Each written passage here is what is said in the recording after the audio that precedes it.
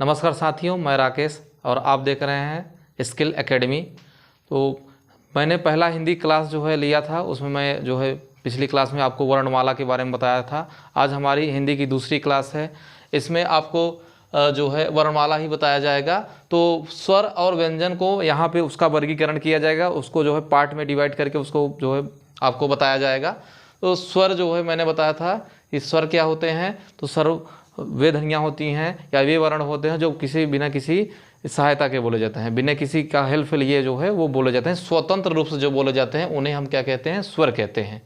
जिन वर्ण को बोलने में कि बिना किसी सहायता के यानी स्वतंत्र रूप से बोले जाते हैं उन्हें हम स्वर कहते हैं। तो यहाँ पे देख लीजिए, उच्चारण के आधार पर स्वर आपके जो है 3 प्रकार के यहाँ बांटे गए हैं: ह्रस्व स्वर, दीर्घ स्वर और प्लुत स्वर। तो ह्रस्व स्वर क्या क्या है? अ, ई, उ, री। फिर दीर्घ स्वर क्या है आपका? आ, बड़ी, बड़ा ऊ, ए, ओ, औ। उसके बाद प्लुत स्वर है आपका। प्लुत स्वर जैसे आपका होता है ओम, ओम लिखते हैं तो ये वाला जो आता है यही आपका क्या है? प्लुत स्वर है। जैसे राम, तो यहाँ पे क्या आएगा आपका? प्लुत स्वर आएगा। उसके बाद व्यंजन की बात करते हैं। तो व्यंजन क्या होते हैं? जो स्वर की सहायता से बोले जाते हैं, ऐसे वर्ण जो स्वरों की सहायता से बोले जाते हैं उन्हें हम क्या कहते हैं? व्यंजन। इसमें जो व्यंजन होते हैं वो स्वर की सहायता से बोले जाते हैं।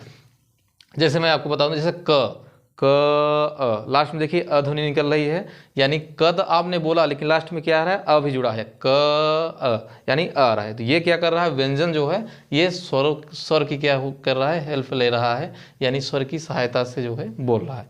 तो इसलिए व्यंजन क्या होते हैं? जो स्वरों की सहायता से बोले जाते हैं उन्हें हम व्यंजन कहते हैं। तो देख लीजिए, व्यंजन: स्पर्श व्यंजन, अंतस्थ व्यंजन, उष्म व्यंजन और द्विगुण व्यंजन। और मैंने संयुक्त व्यंजन आपको बता दिया था इसके पिछले वाली क्लास में। आपने अगर नहीं देखा हो तो जाके वीडियो में आप जो है पीछे जाके देख सकते हैं। अब देख लीजिए, स्पर्श व्यंजन आपके कितने होते हैं? तो स्पर्श व्यंजन आपका 25 यानी 25 होते हैं। स्पर्श व्यंजन कितने होते हैं? 25। कौन कौन होते हैं? देख लीजिए, वो क से लेके म तक होते हैं। इन्हें हम क्या बोलते हैं? स्पर्श व्यंजन। क्या बोलते हैं इन्हें? हम स्पर्श व्यंजन। इसका उच्चारण स्थान भी होता है। देखिए हम आपको बता दें, क वर्ग जो है, क वर्ग क, ख, ग, घ, अंगा। फिर च वर्ग च, छ, ज, झ, इया। फिर ट वर्ग ट, ठ, ड, ढ, ड़। फिर त वर्ग त, थ, द, ध, न। फिर प वर्ग प, फ, ब, भ, म। उसके बाद इसका उच्चारण भी स्थान है। तो जो क वर्ग है वो कहाँ से बोला जाता है? आपका कंठ से बोला जाता है। क, ख, ग, घ, अंगा कहाँ से बोलेंगे आप? कंठ से बोलते हैं। उसके बाद तालु च, छ, ज, झ, इया, ये कहाँ से बोलते हैं आप? तालु से बोलते हैं। उसके बाद ट वर्ग आता है, ट, ठ, ड, ढ, आड़ा, ये आपका कहाँ से बोला जाता है? मूर्धा से बोला जाता है। फिर त, थ, द, ध, न, ये आपका दंत से बोला जाता है, ये त वर्ग में आता है।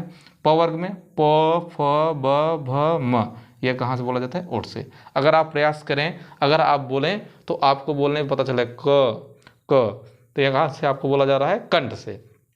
तालु च, छ, ज, झ, ये जीभ के जस्ट पीछे, जीभ जो आपकी होती है जीवा के जस्ट पीछे से क्या आपका निकलता है? तालु, या जीभ के पीछे कह सकते हैं, कहाँ क्या निकलता है? तालु।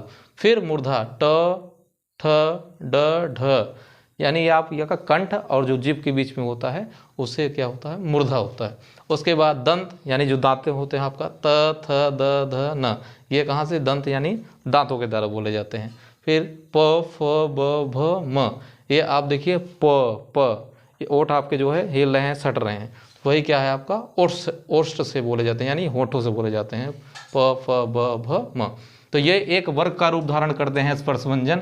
इन्हें हम क्या कहते हैं? एक नाम और देते हैं, इन्हें क्या बोलते हैं? वर्गीय व्यंजन भी कहते हैं। क्या कहते हैं इन्हें? वर्गीय व्यंजन भी कहते हैं। वर्गीय व्यंजन ये एक वर्ग का रूप धारण करते हैं, तो इसीलिए इन्हें हम क्या बोलते हैं? वर्गीय व्यंजन। कितने होते हैं? 25। उसके बाद दूसरे नंबर पर अंतस्थ व्यंजन आता है। अंतस्थ व्यंजन आपके 4 होते हैं। अंतस्थ व्यंजन य, र, ल और व। य, र, ल, व, ये आपके क्या होते हैं? अंतस्थ व्यंजन। ये 4 होते हैं। उसके बाद उस व्यंजन, ये भी आपके कितने होते हैं? 4, ये भी हो जाते हैं। श, ख, श और ह, यही आपके चारों क्या मिलके बने? उष्म व्यंजन। उसके बाद आपका आता है द्विगुण व्यंजन, जिसको मैंने बताया था पिछली क्लास में, अतिरिक्त जो है वर्ण के नाम से इसको बताया था, ड़ और ढ। फिर 5वां नंबर हमारा संयुक्त व्यंजन छ, त्र, ज्ञ और स्र, इसको मैंने बता दिया था।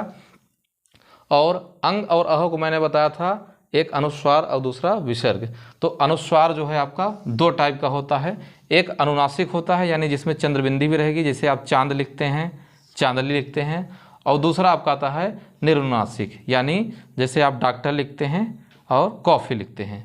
तो आज की क्लास आपको कैसी लगी कमेंट बॉक्स में ज़रूर बताइएगा। और अगली हम क्लास में आपको जो है, अगली क्लास में सघोष क्या होता है, अघोष क्या होता है, अल्पप्राण क्या है, महाप्राण क्या है, ये हम अगली क्लास में चर्चा करेंगे। तो आज की आपकी हमारी क्लास कैसी लगी कमेंट बॉक्स में ज़रूर बताइएगा। और आपको अगर ये पसंद आ रहा है तो हमारे चैनल को सब्सक्राइब करिए और शेयर करिए। धन्यवाद। जय हिंद, जय भारत।